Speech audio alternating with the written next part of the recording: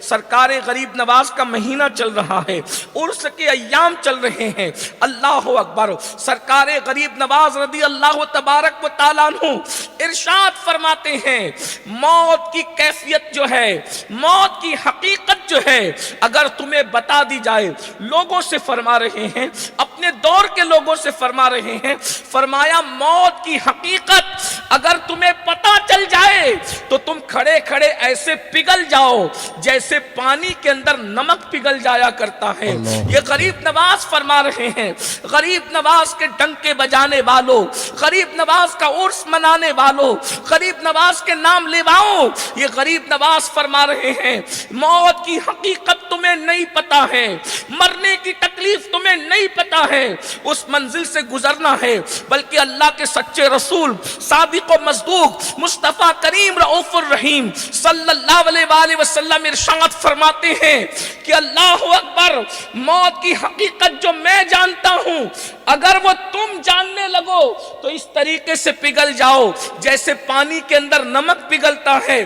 آقا کا فرمان ہے۔ پھر یہ فرمایا اگر موت کی حقیقت جانوروں کو پتہ چل جاتی تو جانوروں کا گوشت تمہیں کھانا نصیب نہ ہوتا، اس لیے کہ کوئی جانور پر گوشت ہی نہ ہوتا، جانوروں پر گوشت نہ آتا۔ اللہ اکبر۔ اس گھاٹی سے ہمیں گزرنا ہے، اس راستے سے ہمیں گزرنا ہے۔ قرآن کہتا ہے وَلْتَنْظُرْ نَفْسٌ مَّا قَدَّمَتْ لِغَدٍ، اس آخرت کے لیے تم نے کیا بھیجا ہے، اس آخرت کے لیے تم نے کیا تیاری کی ہے۔ اللہ ارشاد فرماتا ہے وَاتَّقُوا اللَّهَ، اللہ سے ڈرو۔ آیہ کریمہ کا آغاز بھی اللہ سے ڈرنے پر ہے، اس کا اینڈ بھی اللہ سے ڈرنے پر ہے۔ وَاتَّقُوا اللَّهَ إِنَّ اللَّهَ خَبِيرٌ بِمَا تَعْمَلُونَ، اللہ سے ڈرو، وہ تمہارے اعمال کی خبر رکھتا ہے۔ اب بتائیے قبر کے احوال کیا ہیں، قبر کے حالات کیا ہیں۔ اللہ اکبر۔ اب کسی کو گارنٹی ہے ہماری قبر جنت کے باغوں میں سے باغ ہوگی یا جہنم کے گڑھوں میں سے گڑھا ہوگی؟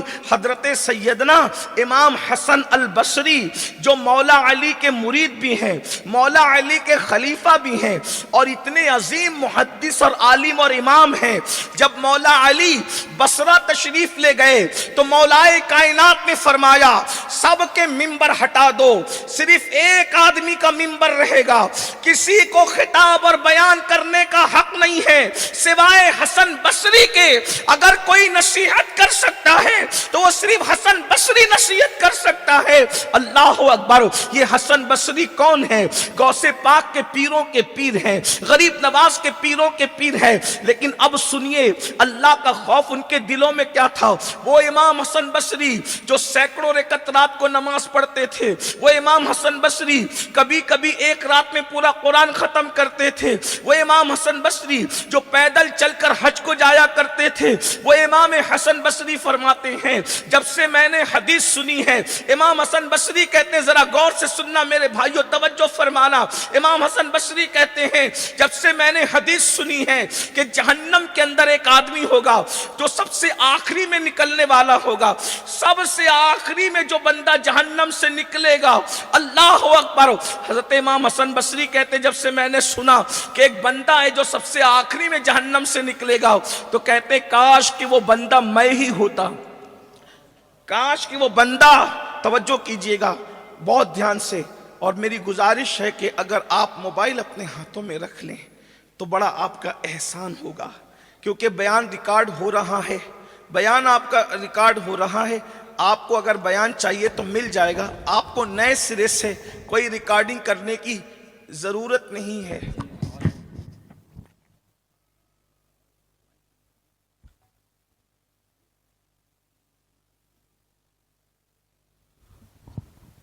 درود شریف پڑھنے سب مل کر بلند آواز سے، سب مل کر عاشقوں کی طرح درود شریف پڑھیں۔ صلی اللہ علی النبی الامی وآلہ واصحابہ وبارک وسلم، صلاۃ و سلام علیک یا رسول اللہ صلی اللہ تعالی علیہ وسلم۔ امام حسن بصری کہتے ہیں اللہ کے رسول علیہ السلام نے ایک شخص کا ذکر کیا، فرمایا کہ جہنم سے سب سے آخری میں جو بندہ نکلے گا وہ بندہ فلاں فلاں ہوگا۔ امام حسن بصری کہتے ہیں تمنا کیا کرتے تھے، کون؟ مولا علی کے خلیفہ۔ ذرا غور تو کریں، مولا علی کے چند ہی خلفاء ہوئے ہیں۔ میرے اپنے علموں کے مطابق مولائے کائنات کے تقریباً 4 یا 5 خلفاء ہیں۔ ایک سیدنا امام حسن بصری ہے، ایک امام حسن ہے، ایک امام حسین ہے، ایک حضرت کمیل ہے۔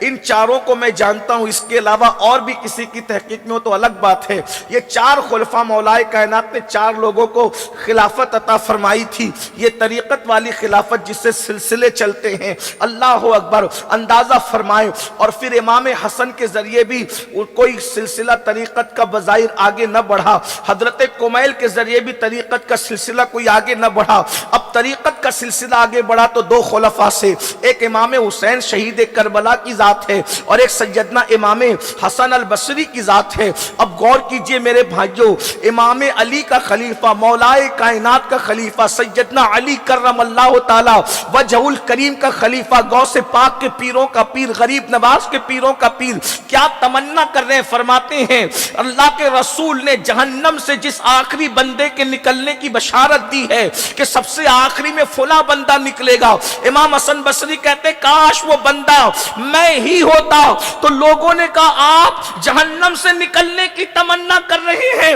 فرمایا اسی لیے تو تمنا کر رہا ہوں کہ حضور نے گارنٹی دی کہ وہ جہنم سے سب سے آخری میں نکلے گا، مگر نکلے گا تو صحیح، مگر میرے لیے تو یہ بھی گارنٹی نہیں ہے کہ حسن جہنم سے نکل سکے گا کہ نہیں نکل سکے گا۔ اللہ اکبر، یہ وہ لوگ ہیں اللہ کے بندوں، آج ہمارا کیا حال ہو گیا ہے، ہم گناہ پر گناہ کر رہے ہیں، جنت کے خواب دیکھ رہے ہیں۔ ایک بات میں آپ کو بتاؤں، ہم جنتی یا جہنمی آسانی کے ساتھ آپ سمجھ سکو گے۔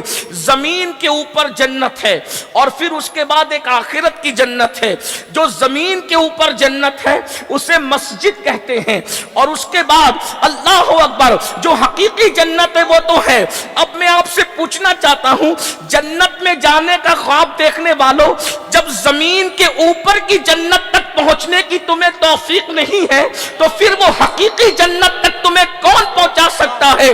اللہ اکبر، مجھے بتاؤ، ارے یہ دنیا کی جنت میں جانا ہمارے اختیار میں بظاہر دے دیا گیا ہے وقت، تو اب بتاؤ جو اپنے محلے کی جنت تک نہ جا سکے وہ عرش اعظم کی جنت میں کیا جا سکیں گے؟ ہمارے پاس ہے ٹائم، ہمارے پاس ہے وقت، اور پھر لوگوں کو کہو تو برا لگتا ہے۔ میں یہ بات بڑی سچائی کے ساتھ سب کو کہنا چاہتا ہوں، ہمیشہ یاد رکھنا، اس کا دامن پکڑ لیا تو جنت ملے گی اور اس کا دامن پکڑ لیا تو جنت ملے گی۔ یہ صرف خواب و خیال ہے، جب تک کہ دامن شریعت نہیں پکڑو گے اس وقت تک کہ کسی کو جنت نصیب نہیں ہونے والی ہے، یاد رکھنا۔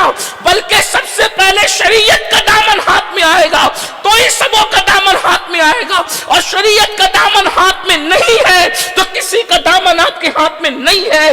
مرنا ہے، مرنے کو بھول چکا ہے انسان، اسی لیے وہ گناہ کر رہا ہے۔ آئیے میں آپ کے سامنے طویل گفتگو کی بجائے مجھے ایک واقعہ یاد آ رہا ہے، اسی پر میں اپنی گفتگو تبصرے کے ساتھ پوری کر دوں گا۔ ایک روایت میں آتا ہے کہ ایک بندہ تھا، وہ کفن چوری کیا کرتا تھا، وہ کفن چور تھا، اور اچانک اس کی زندگی بدل گئی، کفن چور کی زندگی بدل گئی۔ میں یہ بھی نہیں کہتا کہ جنت بہت مشکل ہے، یہ بھی نہیں کہتا، یقیناً میرا اللہ جس سے راضی ہو جائے، اگر کتے کو پانی پلانے سے بھی وہ راضی ہو جائے تو بھی جنت عطا کر دے، اور جنت نہ دینا چاہے تو ہزاروں سال تک عبادت کرنے والے کو مردود قرار دے، یہ اس کی اپنی مرضی پر ہے، ہماری کوئی گارنٹی نہیں ہے بھائیو، جنت کی کوئی گارنٹی نہیں ہے۔ اور مجموع الزوائد میں اللہ کے رسول کی حدیث موجود ہے، جو اپنے آپ کو یقینی طور پر جنتی مانے، آقا فرماتے ہیں میں محمد اعلان کرتا ہوں کہ وہ جہنم میں جائے گا۔ یاد رکھنا، اپنے آپ کو حتمی اور یقینی طور پہ کبھی جنتی مت سمجھو، امید بھی کرو، خوف بھی کرو، خوف اور امید کے درمیان کی کیفیت کا نام ایمان ہے۔ اس لیے یہ بھی یاد رکھنا، اگر اللہ اکبر ہزاروں سال کا عابد जब जहन्नमी हो सकता है, मौल्लिमुल मलाइका कहलाने वाला, अल्लाह अकबर, जब जहन्नम का कुत्ता बन सकता है तो मेरी और आपकी औकात क्या है? हमारा तो वुजू भी दुरुस्त है कि नहीं, हमारा तो गुस्ल भी दुरुस्त है कि नहीं, हमें कलमे के तर्जुमे भी याद है कि नहीं, हमें सही कुरान पढ़ना भी आता है कि नहीं? बताओ अपना क्या हाल होगा। अगर रसूलुल्लाह की बात को मानते हो तो ये बात हमें यकीन के साथ जानना चाहिए कि आखिरत हक है, अल्लाह फैसला करेगा और जरूर फैसला करेगा। और फरमाता है फयगफिरु मन यशा, जिसको चाहेगा बख्शेगा, व युअज़्ज़िबु मन यशा, और जिसको चाहेगा अज़ाब देगा। वहां किसी का कुछ नहीं चलने वाला। तो वो हिकायत मुझे याद आती है, एक कफन चोर, अचानक उसकी जिंदगी में तब्दीली आ गई। अब याद रखना, अल्लाह किसी को बदलना चाहता है तो उसको कोई ना कोई ऐसे रास्ते पे डाल देता है, ऐसे किसी जलसे में भेज देता है या किसी की आवाज सुनवा देता है और बहाना बन जाता है जिंदगी को बदलने का। कफन चोर अचानक बदला, रोते धोते एक बुजुर्ग के पास आया और आने के बाद कहने लगा, सरकार मैं बहुत बड़ा मुजरिम हूँ, मैं बहुत बड़ा पापी हूँ, मैं बहुत बड़ा गुनहगार हूँ। बुजुर्ग ने फरमाया क्या गुनाह है? कहा मैं बता नहीं सकता।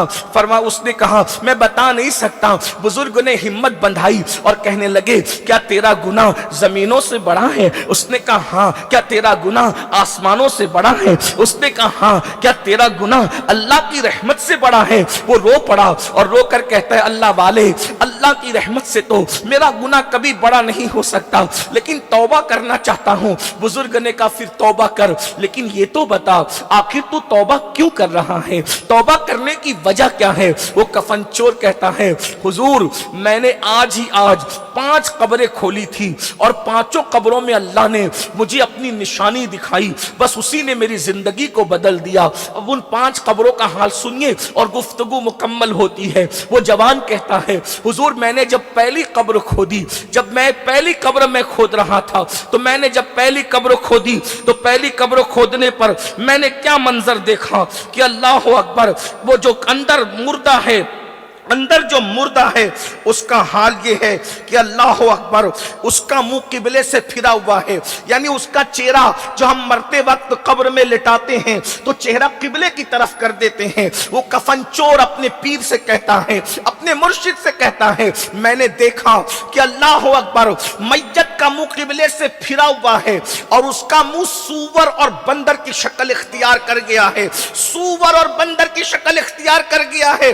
अल्लाह अकबर, जब मैंने ये मंजर देखा और कब्र में आग भड़क रही है, ये मंजर देखकर मैं कफन चुराने की बजाय भागने लगा तो गैब से आवाज आई, ओ भागने वाले क्या तू नहीं पूछता कि ये जो कब्र के अंदर चेहरा किबले से फिरा है, सूवर और बंदर की शक्ल कब्र में इसकी हो गई है और चेहरा किबले से फिर गया, कब्र में आग भड़क रही है, उसकी कोई वजह तो होगी।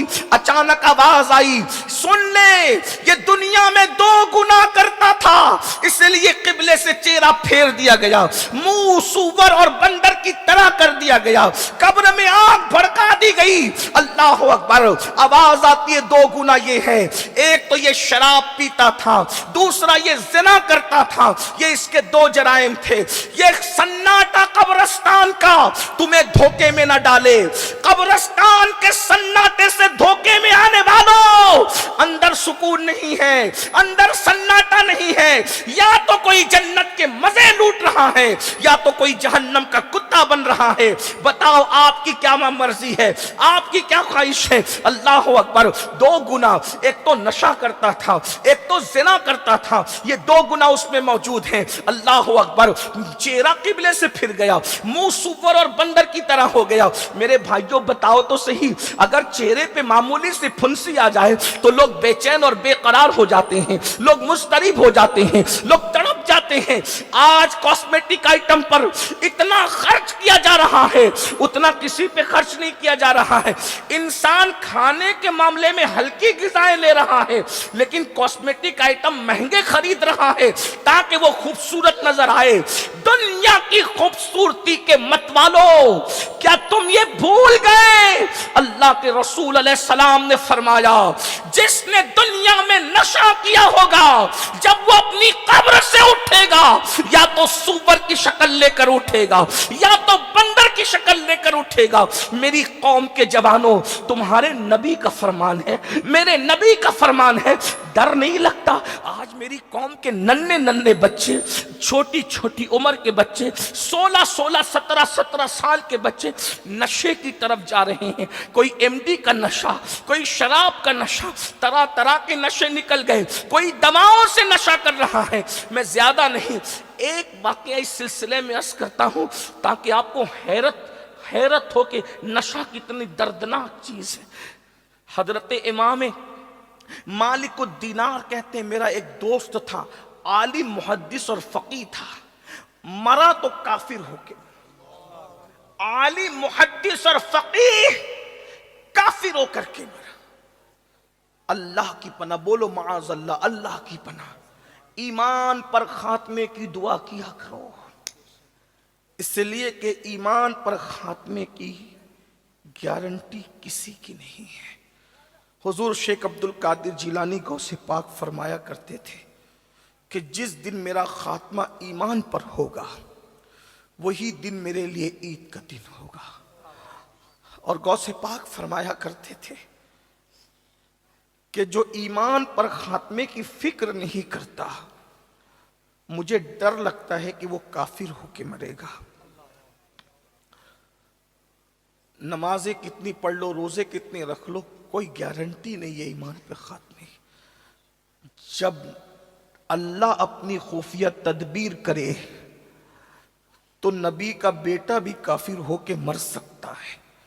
اگر اللہ خفیہ تدبیر کرے، نبی کا سگا بیٹا کافر ہو کے مر سکتا ہے۔ اگر اللہ خفیہ تدبیر کرے تو نبی کی بیوی کافر ہو کے مر سکتی ہے۔ اگر اللہ خفیہ تدبیر کرے تو نبی کا سگا چچا کافر ہو کے مر سکتا ہے۔ ہم کون ہیں؟ ہمیں تو کلمہ بھی نہیں یاد، ہم نے تو پوری زندگی کبھی فجر کی نماز میں مسجد کا منہ بھی نہیں دیکھا۔ آپ کہیں گے نبی کا بیٹا، وضاحت کر دوں تاکہ جنہیں نہیں پتا ہے، نوح علیہ السلام کا بیٹا کافر ہو کے مرا، لوط علیہ السلام کی ایک بیوی کافر ہو کے مری، ابراہیم علیہ السلام کا سگا چچا آزر کافر ہو کے کفر پہ مرا، کفر پہ۔ غور کیجئے اللہ کے بندو، غور کیجئے، یہ اللہ کی خفیہ تدبیر ہے اور اس کی شان دیکھو۔ اگر وہ خفیہ تدبیر کرنے پر آئے تو آزر کی شکل میں نبی کے سگے چچا کو کفر پہ موت دیتا ہے، اور اگر وہ کرم کرنے پر آئے تو ابو جہل جیسے کافر کے بیٹے کو ایمان کی دولت عطا کر دیتا ہے۔ اس کی شان دے۔ اس لیے اللہ سے ہمیشہ ڈرتے رہو، اللہ کا خوف ہمیشہ اپنے دل میں بسا کر کے رکھو، اور ایمان پر خاتمے کی فکر کیا کرو۔ مالک الدینار کہتے فقیہ محدث عالم کافر ہو کر کے مرا، کافر ہو کر کے مرا۔ میرا دوست تھا، مجھے بڑا قلق تھا، تکلیف تھی، یہ کافر کیسے ہو گیا، یہ کافر کیسے ہو گیا، یہ کافر کیسے ہو گیا۔ میں دعا کرتا تھا اللہ مجھے دکھا دے وہ بندے کا حال، یہ کافر کیسے، یہ کیسے کافر ہو گیا، یہ کیسے کافر۔ ایک دن میں نے خواب دیکھا کہ وہ جہنم کے عذاب میں مبتلا ہے۔ میں نے اس کو قسم دے کر کہا سچ بتانا کہ تو کافر ہو کے کیسے مرا۔ اس نے کہا مالک مجھے ایک ایسی بیماری تھی کہ سب طبیبوں نے جواب دے دیا تھا کہ تو اچھا نہیں ہو سکتا، تیرا علاج نہیں ہو سکتا۔ ایک عیسائی حکیم مجھے ملا، اس نے کہا تو اچھا تو نہیں ہوگا، لیکن ایک ایسا نسخہ جانتا ہوں، اگر تو اس کو استعمال کر لے اچھا تو نہیں ہوگا مگر تیری بیماری اس سے کچھ کم ہو جائے گی۔ اس کا طریقہ یہ ہے کہ سال میں ایک مرتبہ ایک کٹورا بطور دوا شراب پی لیا کر، تیری بیماری دب جائے گی۔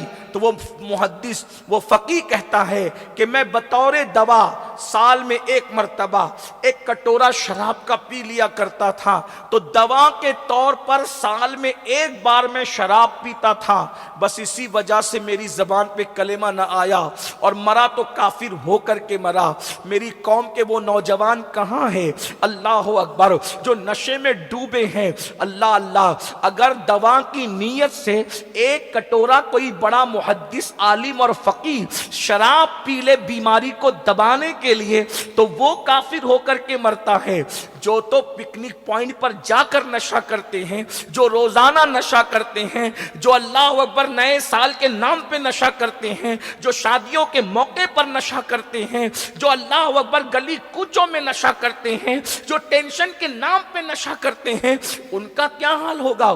تو وہ کفن چور کہتا ہے اس کا منہ جو قبلے کی طرف پھرا تھا، منہ سور اور بندر کی شکل اختیار کر گیا تھا، اس کا جرم کیا تھا؟ نشہ، اور دوسرا جرم کیا تھا؟ زنا۔ زنا کے متعلق زیادہ تو نہیں کہہ سکتے، لیکن اتنا حیا کے پردے میں ناجائز طور پر اپنی نفسانی خواہشات کی پورے کرنے کو زنا کہتے ہیں۔ اور یہ زنا کیا ہے؟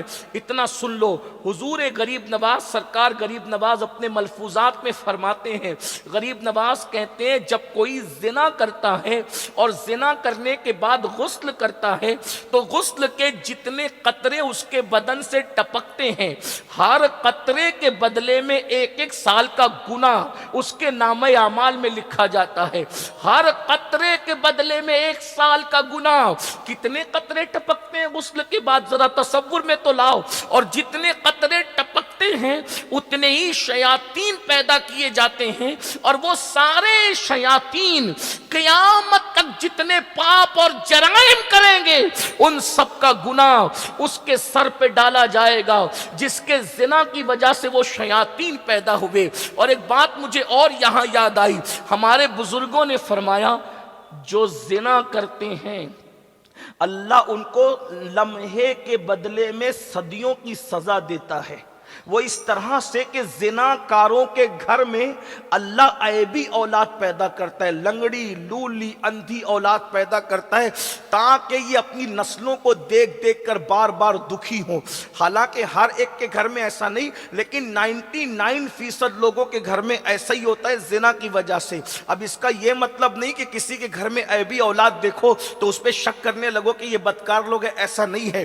1% لوگوں کے گھر میں اللہ عیبی اولاد اس لیے دیتا ہے تاکہ اللہ ان کے درجات بلند کرے، ان کو مقبولیت عطا کرے۔ تو یاد رکھنا، ذرا غور کیجئے، آج گندی فلموں کی وجہ سے، زنا کی فلموں کی وجہ سے، گندی پکچروں کی وجہ سے آج ہمارے لڑکے اور لڑکیاں زنا کو فیشن سمجھ رہے ہیں۔ لیکن میں ان کے سامنے یہ بات رکھ دوں، قبر میں جانا ہے، کب تک زمین پہ دندناتے پھرو گے؟ کب تک زمین پر پاپ کرو گے؟ کب تک اللہ کے غضب کو دعوت دو گے؟ کب تک اس کے غضب کو چیلنج کرتے رہو گے؟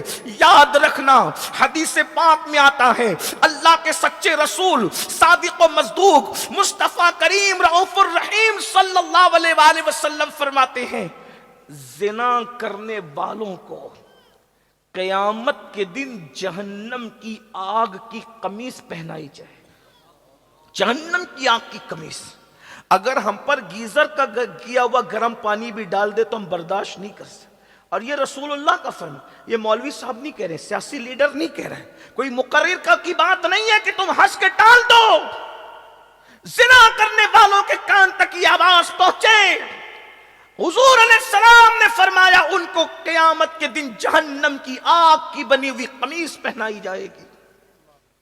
اور اتنا ہی نہیں، حدیث پاک میں تو یہاں تک آیا جس عضو سے انہوں نے زنا کیا ہوگا اس پر جہنم کے ہتھوڑے برسائے جائیں گے۔ اسی پہ بس نہیں، سید المعصومین کان حیا جان حیا وجہ تخلیق حیا مصطفیٰ جان رحمت نے یہاں تک فرمایا زنا کرنے والوں کی شرم گاہوں پر جہنم کی آگ دہکائی جائے گی۔ کیا بنے گا ان لوگوں کا؟ آج فلمیں دیکھ کر جہاں لڑکے برائی کی طرف آمادہ ہیں وہیں پر لڑکیاں بھی برائی کی طرف۔ اس کو زنا کو آج فیشن کا نام دیا جا رہا ہے، زنا کو آج دوستی کا نام دیا جا رہا ہے۔ اور سن لو، زنا کرنے سے 3 مصیبتیں پہلے آتی ہے۔ نمبر 1، رزق گھٹا دیا جاتا ہے، نمبر 2 عمر گھٹا دی جاتی ہے، اور نمبر 3 چہرے پر لعنت برستی ہے، لعنت۔ جاؤ کتنے ہی قیمتی کریم اپنے چہروں پہ لگا لو، وہ لعنت کا خاتمہ کبھی کریم نہیں کر سکتا۔ اور اگر اللہ سے ڈر کے کوئی زنا چھوڑ دے، جب دل چمکے گا تو چہرے بھی چمکیں گے، اور اللہ کے خوف سے جو چہرے چمکتے ہیں وہ زمین کے اوپر بھی چمکتے ہیں، وہ جنازے کے اندر بھی چمکتے ہیں، وہ قبر کے اندر بھی چمکتے ہیں، اور میدان محشر میں خدا سے ڈر کر جنہوں نے گناہ چھوڑا ہے ان کے چہرے 14ویں رات کے چاند کی طرح چمکتے نظر آئیں گے۔ میری قوم کے جوانوں، میری قوم کے جوانوں، چاہے بچیاں ہو یا بچوں، میں آپ سے گزارش کرتا ہوں، جوانی بہت خوبصورت نعمت کا نام ہے جو تقریباً 16 سال سے شروع ہوتی ہے اور 50 سال تک کے چلتی رہتی ہے۔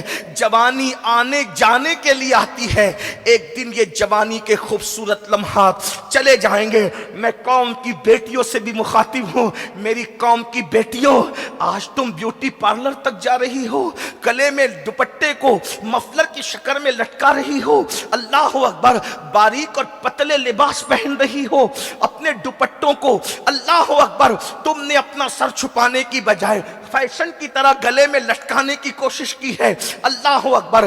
ہاتھوں میں چوڑیاں پہننے کے لیے کسی اجنبی مرد کے ہاتھ میں ہاتھ دیتی ہو، مہندی لگانے کے لیے اللہ اکبر فاسق اور کافر جو ٹائٹ جینس پہن کر کے بیٹھا ہے اس کے زانوں پر، اس کی رانوں پر تک ہاتھ رکھ کر کے مہندیاں لگاتی ہو، یہ آج فیشن بن چکا ہے۔ مہندی کی کلبیں شروع ہو گئی ہے، مردوں سے مہندیاں لگائی جاتی ہے۔ میں ان مسلمانوں سے مخاطب ہو کے کہتا ہوں، میرے بھائیوں، غیرت کہاں چلی گئی مسلمانوں کی؟ اپنی بیٹیاں کافروں کے جو وہ رانوں پر ہاتھ رکھ کر مہندیاں لگائے گی؟ یہ ہاتھ کتنا قیمتی عورت کا، حضور نے کتنا، یہ ہاتھ عورت اپنے پیر کے ہاتھ میں بھی نہیں دے سکتی، اپنے امام کے ہاتھ میں بھی نہیں دے سکتی، چچا زاد بھائی کے ہاتھ میں بھی نہیں دے سکتی، پھپھی زاد بھائی کے ہاتھ میں بھی نہیں دے سکتی، خالہ زاد بھائی کے ہاتھ میں بھی نہیں دے سکتی۔ علماء کی توجہ چاہتا ہوں، ان کی معلومات میں اضافہ نہیں کروں گا، لیکن ان کی دعا لوں گا کہ اگر غلطی کر رہا ہوں تو میری اصلاح کریں گے۔ بہت نازک جملہ کہہ رہا ہوں، یہ عورتوں کا ہاتھ اللہ کے رسول نے فرمایا کہ عورتیں میرے ہاتھ میں بھی نہیں دے سکتی۔ رسول اللہ سید المعصومین، جس کے قریب سے کبھی گناہ گزر کے بھی نہیں جا سکتا، خطا جس کے قریب سے کبھی گزر کے بھی نہیں جا سکتی، حضور نے عورتوں کا ہاتھ اپنے ہاتھ میں نہیں لیا۔ جب عورتوں نے کہا مرد مصافحہ کرتے ہیں اور اپنا ہاتھ آپ کے ہاتھ سے ٹچ کر کے اپنے آپ پہ جہنم کو حرام کر لیتے ہیں، ہمیں بھی تو اجازت دو کہ ہم اپنا ہاتھ آپ کے ہاتھ میں دے کر کے اپنے آپ کو بھی جہنم سے بچا لیں۔ تو فرمایا لا افسا من النساء، میں عورتوں سے مصافحہ نہیں کرتا۔ ارے جب ایک امتی نبی کے ہاتھ میں اپنا ہاتھ نہیں دیتی تو تمہارا اتنا جگر کہاں سے آیا کہ تمہاری بیٹیاں چوڑیاں پہننے کے لیے کافروں کے ہاتھ میں اپنا ہاتھ دے رہی، مہندی لگانے کے لیے کافروں کے ہاتھ میں؟ عورت کو ہم نے سمجھا کیا ہے اور عورتوں نے خود کو سمجھا کیا ہے؟ آج کل کی عورتیں فلم، سیریل، یہی تمہارے لیے آئیڈیل ہے؟ سیدہ فاطمہ الزہرا کی زندگی کو آئیڈیل نہیں بناؤ گے؟ محرم کے 3 دنوں میں امام حسین کے غم میں رونے والوں، کیا رسول اللہ کی امی جان کی زندگی تمہارے لیے آئیڈیل نہیں بن سکتی؟ شربت اور کھچڑا سنیت نہیں ہے، صرف اصل سنیت تو اہل بیت کا کردار ہے، اہل بیت کے نظریات ہیں۔ میں اپنی قوم کی بہنوں سے کہتا ہوں، مردوں کے سامنے بے پردہ آ جاتی، آدھی آستین کے کپڑے پہنتی ہے، پتلے کپڑے پہنتی ہے، برقعے اتنے خوبصورت پہنتی ہے کہ نہ دیکھنے والا بھی دیکھے۔ آج سے 900 سال پہلے حجت الاسلام امام غزالی نے فتویٰ دیا تھا کہ عورتیں ڈیزائن والا برقع نہیں پہن سکتی، اس لیے کہ اسلام، توجہ، اسلام برقع پہننے کا حکم نہیں دیتا، اسلام پردہ کرنے کا حکم دیتا ہے۔ اسلام نے برقعے کا حکم کبھی نہیں دیا، اسلام نے ہمیشہ پردے کا حکم دیا۔ وجہ اس لیے کہ ہر برقع پردہ بنے ضروری نہیں ہے، لیکن ہر پردہ برقعے کا کام ضرور کر جاتا ہے، اس لیے ہمارے یہاں پردے کا حکم ہے، برقعے کا حکم نہیں۔ 17,000 کے برقعے دبئی سے منگوا کر اپنی عزت نہیں بچا پا رہے ہو، اور سیدہ کائنات مخدومہ کائنات سیدہ فاطمۃ الزہرا کی شان یہ ہے کہ دوپٹے پر 17 پیون لگے ہیں، اور غیرت کا عالم یہ ہے کہ سگا بیٹا بھی، سگا بیٹا سیدہ فاطمہ کے بال نہ دیکھ سکا۔ کسی نے امام حسین سے کہا حسین تیری ماں بہت نیک، کسی نے امام حسین سے کہا تیری ماں بہت نیک تھی، میں واللہ تو نے سچ کہا، کیونکہ جب میری ماں کا وصال ہوا میں صرف 7 سال کا بچہ تھا، صرف 7، سگا بیٹا، دودھ پینے والا بیٹا۔ امام کہتے ہیں جب میری ماں کا وصال ہوا میں صرف 7 سال کا تھا، اس 7 سال کی عمر میں میں نے اپنی ماں کو بغیر دوپٹے کے کبھی نہیں دیکھا، میری ماں کا دوپٹہ کبھی سر سے ہٹا ہوا میں نے نہیں دیکھا، یعنی میں نے اپنی ماں کے بال کبھی نہیں دیکھے۔ 7 سال کا بیٹا حسین جیسا شہزادہ بھی کہہ رہا ہے میں نے اپنی ماں کے بال سر کے کبھی نہیں دیکھے، میری ماں اتنی نیک تھی کہ 7 سال کے بیٹے نے بھی ان کے سر کے بالوں کو نہیں دیکھا۔ اور دوپٹہ کیا تھا؟ دوپٹہ کیا؟ پیوندوں کا مجموعہ، پیون کا مجموعہ۔ ایک دن دوپٹہ اتنا پھٹا، اتنا پھٹا دوپٹہ کہ سیدہ پاک کا دوپٹہ اوڑھنے کے قابل نہ رہا۔ بہنوں کی توجہ، آپ سب کی بھی توجہ، کیا ہم اہل بیت سے محبت کی بات کرتے؟ صرف ہاتھ چومنا اہل بیت نہیں، محبت اہل، صرف نعرہ حیدر لگانا یہی محبت اہل بیت نہیں، صرف امام حسین کے نام پر چند رسومات ادا کرنا یہی محبت۔ اصل محبت اہل بیت تو ان کے کردار اور ان کے عقیدے اور ان کے نظریات کو اپنانا ہے۔ میں اپنی بہنوں کی توجہ، ہر شادی کے اندر عورتیں میک اپ کر کے جا رہی، میری بہنوں میک اپ کرنے کی اجازت ہے مگر شادی کے لیے نہیں، شوہر کے لیے۔ میک اپ کر کے ولیمے میں جانے کی اجازت نہیں ہے، شوہر کے لیے میک اپ کرنے کی اجازت ہے۔ میک اپ منع نہیں ہے، عورتیں سج دھج کے بازار میں جا رہی، جہنم میں جاؤ گی، کسی کا کچھ نہیں، مولوی کا تو کچھ نہیں بگڑنے والا، مولوی تو اپنی ذمہ داری پوری کر رہا ہے۔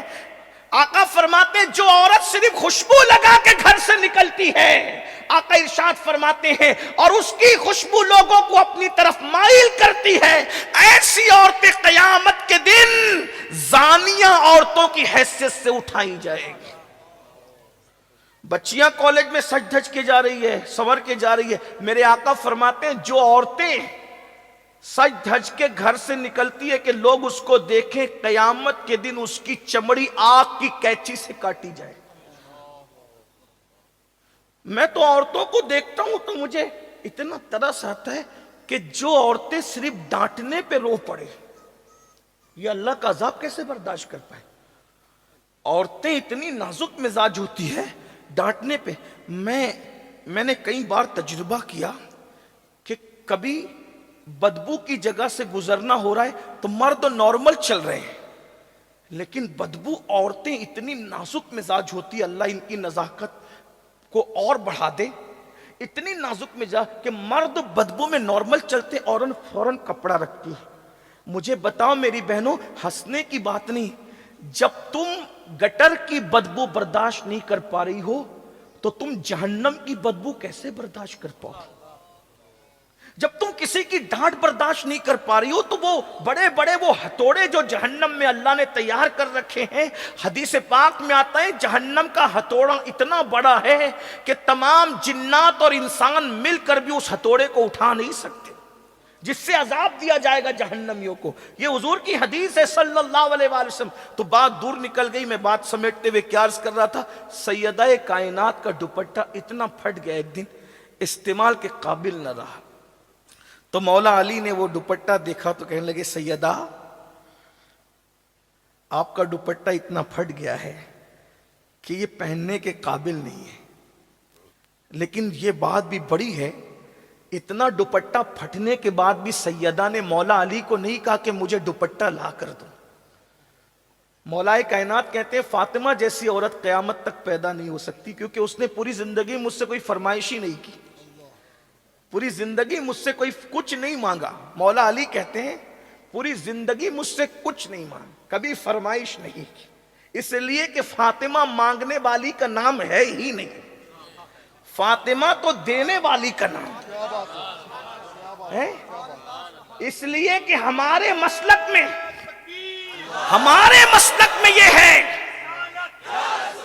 ہمارے مسلک میں یہ ہے کہ جب سیدوں کو شجروں سے نہ پہچانا جا سکے, شجرے غلط ملت ہو جائیں اور ہر کوئی صاحب شجرہ بننے لگے, تو صوفیہ کہتے ہیں جب سیدوں کو شجروں سے نہ پہچانا جا سکے تو دو چیزوں سے انہیں پہچاننا, یا تو ان کی سخاوت سے پہچاننا, یا تو ان کی معافی کی عادت سے ان کو پہچاننا. ارے جب سید اتنا دیتا ہے تو سیدہ کے دینے کی شان کا عالم کیا ہوگا. آؤ در زہرا پر پھیلائے ہوئے دامن, آؤ در زہرا پر پھیلائے ہوئے دامن, نسل ہے کریموں کی لجپال گھرانہ ہے. نعرہ تکبیر, نعرہ رسالت, ذکر سیدہ کائنات. ارے جس کے بیٹے اتنا دیتے ہیں کہ لوگ لے لے کر کہتے ہیں خواجہ ہند وہ دربار ہے آلات. نینوا والو, یہ کتنے نمبر کا بیٹا ہے سیدہ کا, کتنے نمبر کا بیٹا ہے؟ سیدہ فاطمۃ الزہرا, ان کے بیٹے امام حسین, ان کے بیٹے امام زین العابدین, ان کے بیٹے امام محمد باقر, ان کے بیٹے امام محمد جعفر الصادق, ان کے بیٹے امام موسیٰ کاظم, ان کے بیٹے سید محمد ادریس, ان کے بیٹے سید ابراہیم, ان کے بیٹے سید عبدالعزیز, اور ان کے بیٹے سید عبدالعزیز کے سید نجم الدین, ان کے بیٹے سید غیاث الدین, اور ان کے بیٹے سیدنا معین الدین غریب نواز. جب اتنے بعد کا بیٹا اتنا سخی ہے تو اس کی اوپر کی دادی کتنی سخی ہوگی. آؤ در زہرا پر پھیلائے ہوئے دامن, نسل ہے کریموں کی لجپال گھرانہ ہے. اور بھیک مجھ کو بے طلب دیا, تو بڑی سخی ہے فاطمہ. زمانے میں جو کچھ خیرات بٹ رہی ہے وہ سیدہ کی چکی چل رہی ہے تو خیرات بٹ رہی ہے. سبحان اللہ, سبحان اللہ. فرماتے مولا کبھی فرمائش نہیں کی سیدہ نے, کچھ فرمائش, کبھی فرمائش. آج تو عورتوں کا حال یہ ہو گیا, ہر شادی پہ نیا ڈریس چاہیے. نہیں ہے پڑوسن کو ملا مجھے بھی چاہیے, اس کو ملا. میری بہنوں, ڈریس اور زیور کے چکر میں تو تم تباہ ہو, آخرت کی فکر کرو. ڈریس تو نچنیوں کو اور زیور تو نچنیوں کو بھی مل جاتے, قبر کی فکر کب کرو گی؟ میں اپنی بہنوں سے مخاطب ہوں, قبر کی فکر کب کرو گی؟ فرمایا کبھی سیدہ نے فرمائش, بلکہ بات پہ بات نکلتی ہے. سہیل باپو نے ذکر چھیڑا سیدہ کا تو بات پہ بات نکلی, تو ایک بات مجھے یاد, اتنی بھی فرمائش کبھی نہیں کی کہ آج گھر میں آٹا نہیں, آج تیل نہیں ہے گھر میں, کبھی نہیں کی. اگر آپ سننا چاہتے ہیں تو اس طرف بات چلی گئی ہے تو میں اس طرف پیش کروں, آپ کو پتہ چلے گا. مولا کائنات جنگ میں مصروف تھے, جنگ کی مصروفیات تھی. توجہ عرض کر سکتا ہوں نا؟ جی جی. آپ تھک تو نہیں گئے نا؟ سردی میں مجھے ڈر لگتا ہے کہ میں نے جلدی گفتگو ختم کرنا. اس کی وجہ یہ ہے کہ حضور کی امت کا خیال کرنا ہم پہ لازم ہے. جب نماز مختصر کی جا سکتی ہے لوگوں کا خیال کر کے, اللہ, تو تقریر کیوں لمبی کریں؟ موسم اچھا ہوتا ہے تو پھر ہم بھی کھلتے ہیں, لیکن ٹھنڈی کا موسم ہے, بوڑھے بچے سبھی ہیں. بہرحال چلیں بات اب میں اینڈ کی طرف لے جاتے ہوئے کروں. مولا علی جنگ کے ماحول میں ہیں, جنگ کی مصروفیت ہے, اور جنگ کی مصروفیت میں اتنے بیزی ہو گئے ہیں. ظاہر سی بات ہے جنگ کی مصروفیت کوئی معمولی تو نہیں ہوتی نا, جنگ کی مصروفیت اور پھر مولا علی جنگجو آدمی, بہادر آدمی, ایسا بہادر کہ میرے آقا نے کہا لا فتح الا علی, سبحان اللہ, لا سیف الا ذوالفقار. علی کی طرح بہادر کوئی جوان نہیں ہے اور ذوالفقار کی طرح کوئی تلوار نہیں. بے شک, بے شک. جس کی تلوار کی نبی جو ہے وہ ماں سبحان اللہ تعریف کرے, اور جس کی بہادری کی پھر وہ بہادر. تو پھر اتنے بہادر تھے مولا مشکل کشا, اتنے بہادر کہ اللہ اکبر، مولا مشکل کشا کا حال یہ کہ اگر کسی کے پیر پر پیر رکھ دے ہٹا نہیں سکتا بندہ. اللہ. بڑے بہادر تھے، بڑی بہادری تھی، اللہ نے بہت بہادری تھی. اتنے بہادر تھے مولا مشکل کشا پاک کہ 70 لوگ جس وزن کو نہ اٹھا سکتے تھے مولا کائنات اس کو ایک ہاتھ میں اکھاڑ لیتے.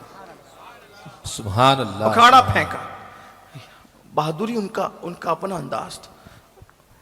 اتنے بہادر تھے کہ جس کو جہنم تک پہنچاتے تھے ٹیڑھا ترچھا نہیں کاٹتے تھے، وہ برابر کاٹتے. اللہ. اس میں بھی مولا علی حیدر. بہرحال تو مصروف رہے، اور مصروفیت میں تقریباً ہفتہ گزر گیا.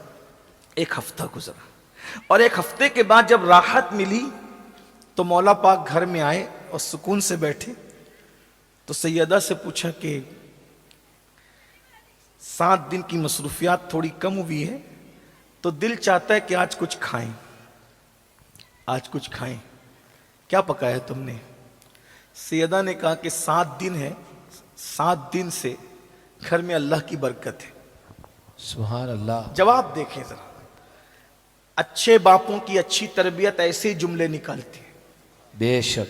جس کا بابا جانوروں کو بے مثال بنا دے، واہ. قصوہ اور یافور جہاں پہنچ کر مؤدب ہو جائیں، بے شک. اپنی شہزادی کی کیسی تربیت کی ہوگی. جس کی نگاہ انسان کو آسمان ہدایت کا تارا بنا دے، وہ نبی کا بدعہ، رسول اللہ کے جگر کا ٹکڑا، کیا شان کا مالک ہو. حضور کسی کو ایک بار گود میں لے لیں وہ بے مثال ہو جائیں. حضور جس کو روز رات و دن ہاتھوں میں لے کر کے اپنے سینے سے لگائیں، اپنی زبان چسائیں، خود ان کو بوسے بھی دیں، ان کو چومے بھی اور سونگھے بھی، اس سیدہ کی شان کو کون بیان کرے، کتنا بیان کرے. لیکن جواب کیا خوبصورت ہے. آج کل تو عورتیں ناشکری، گھر میں یہ نہیں وہ نہیں، جب سے شادی ہوئی ہے میں کبھی خوش نہیں ہوں، یہ ہے وہ. ناشکرا پن مت کرو، یہ جہنم کی نشانی اور جہنمی ہونے کی نشانی ہے. سیکھو، دین سیکھو. 7 دن سے اگر کسی کے گھر میں چولہا نہیں جلا، وہ عورت کیسا مہا بھارت مچائے گی گھر میں. لیکن یہ سیدہ کی شان ہے. شوہر 7 دن کے بعد پوچھتا ہے تو کہا 7 دن سے گھر میں اللہ کی رحمت ہے. سمجھ گئے کچھ نہیں ہے، یعنی اللہ کی رحمت ہے. رحمتیں بس اللہ کی رحمت کے سوا اور کچھ نہیں. اچھا شہزادوں کا کیا؟ کا روزانہ بہلاتی تھی اور پانی پلا کر کے سلاتی. کربلا میں بھوک اسی لیے ڈگمگا نہ سکی کہ وہ پہلا اتفاق نہیں تھا بھوکے اور پیاسے رہنے کا، بچپنے سے تربیت ہو رہی تھی. بے شک. بے آپ شک. کیا سمجھتے ہیں رمضان شریف میں پہلا دوسرا روزہ لوگوں کو بھاری اس لیے پڑتا ہے کہ عادت نہیں ہوتی نا. جس کو عادت ہو اس کو بھوک اور پیاس کوئی اہمیت نہیں رکھتی. ہاں، اور پھر یہ بھی یاد رکھیں، لوگ کہتے ہیں علی اکبر کا جنازہ، علی اصغر کا جنازہ اٹھاتے ہوئے کیوں نہیں لرزے. میں نے کہا جو اپنے باپ علی کی شہادت دیکھ چکا تھا وہ اپنے بیٹے کی شہادت پر کیسے ہل جاتا. اس لیے کہ جس کو باپ کی شہادت نہ ہلا سکی اسے بیٹے کی شہادت کیسے ہلا سکتی. بے شک. یہ مزاج دیا گیا. بہرحال تو بچوں کو بہلاتی رہی، سلاتی رہی، پانی پلا کر 7 دن ہوئے. اچھا اب تو رات بھی بہت ہو گئی ہے سیدہ. سن لیں، یہ گھر ہے ان کا. اب تو رات بھی بہت ہو گئی ہے سیدہ. اب تو ایک کام کرتا ہوں، میں باہر جاتا ہوں، دعا کرو کچھ کام مل جائے تاکہ میں کم سے کم 2 درہم کما سکوں. مولا علی مانگنے نہیں جا رہے، قرضہ مانگ لو، اس سے لے لو، اس سے نہیں. وہاں بھی ہے کہ چلو میں ذرا دیکھتا ہوں کچھ کام دھام کر لیتا ہوں. باہر نکلے تو دیکھا کہ مدینہ منورہ میں کوئی قافلہ آیا ہوا ہے اور وہ اپنا مال اتار رہے ہیں. مولا علی پہنچے اور پہنچ کے کہنے لگے کہ میں تمہارا سامان اتار دوں، کتنا دو گے اس کے بدلے میں؟ کہا کہ اگر اے جوان وہ پہچان نہیں سکے. اے جوان اگر تو نے ہمارا سامان اتار دیا ہم تجھے 2 درہم دیں گے. اچھا ٹھیک ہے. فٹافٹ سامان اتار دیا. اس میں گھنٹوں بیت گئے, اتنا سامان اتارا. 2 درہم انہوں نے دیا.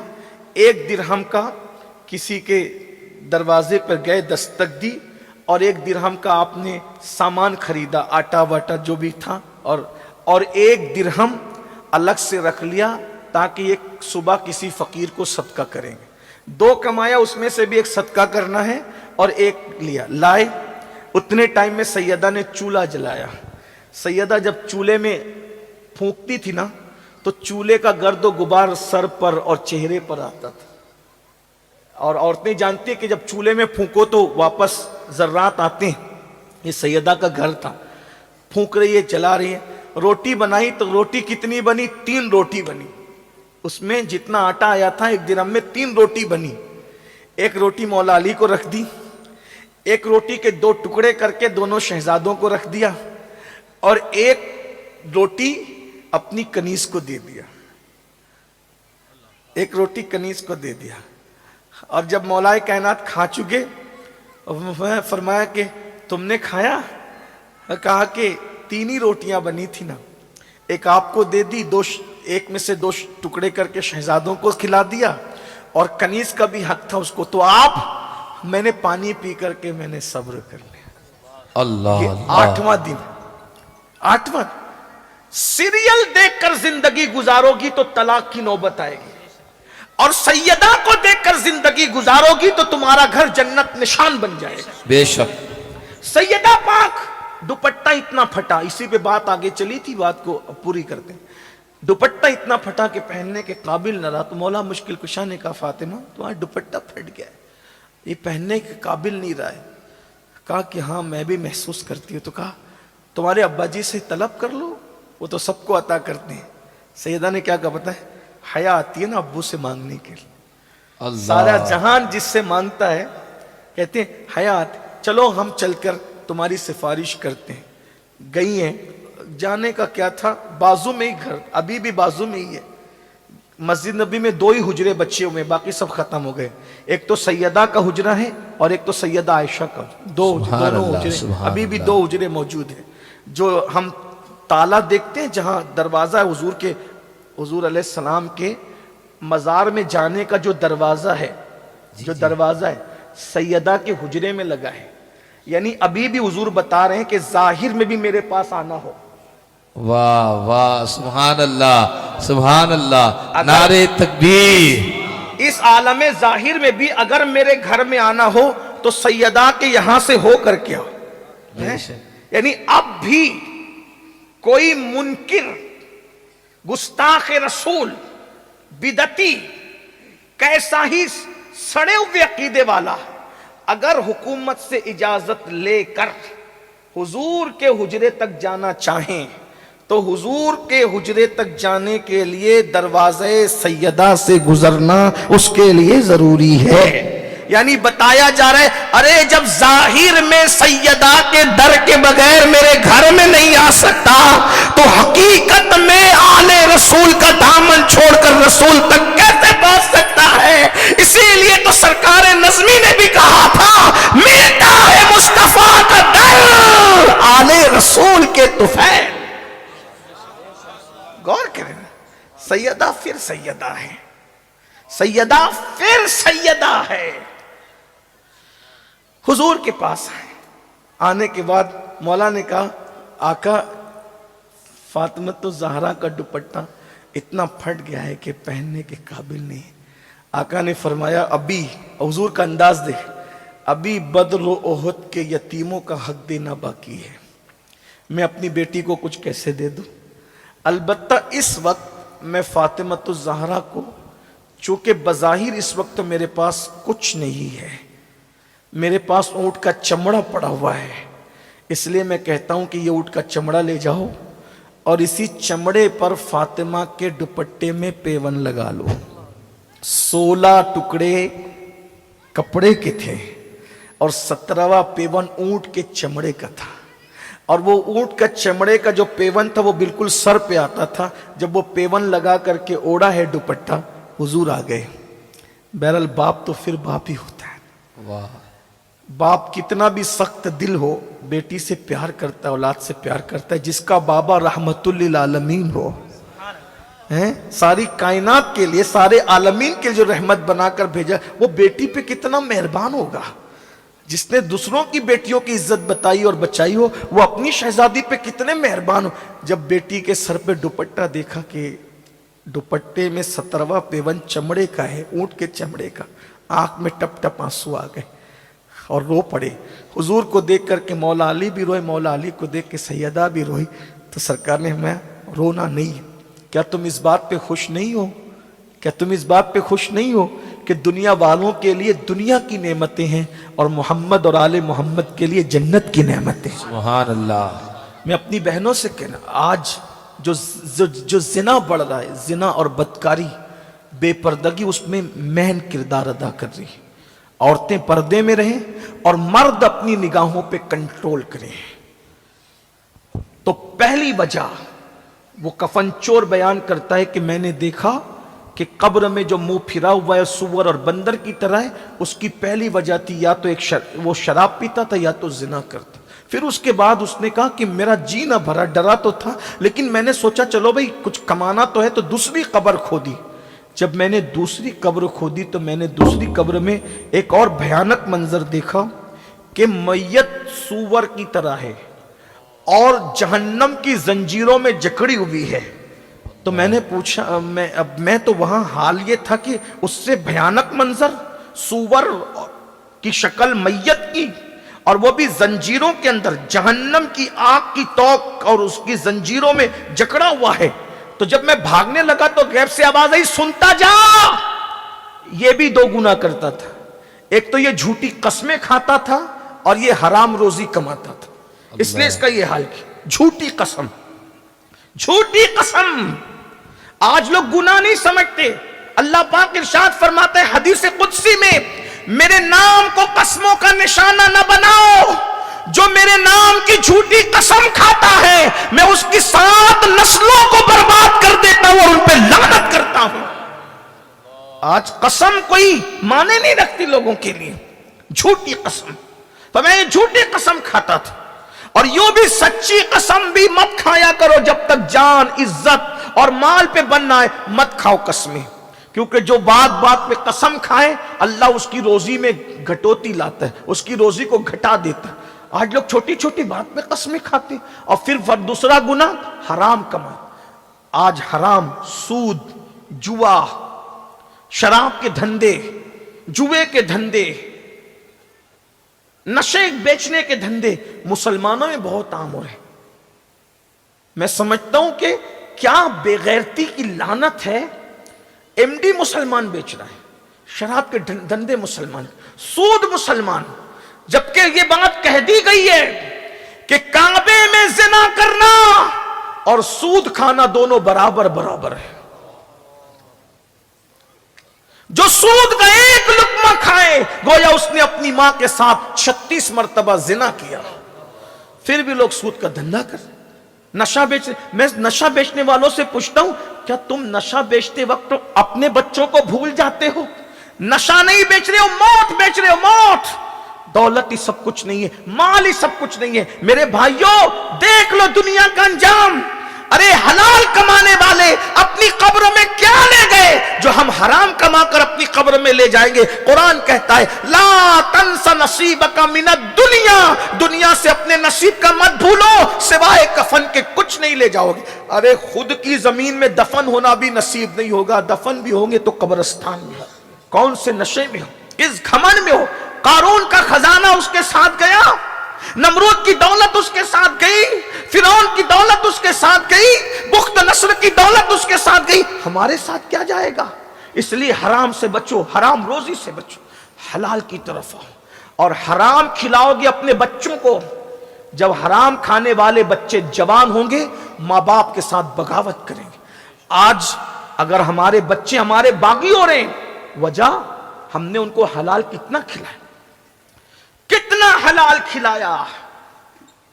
जो हराम से खून बनेगा और गोश्त बनेगा वो बागी ही बनाएगा।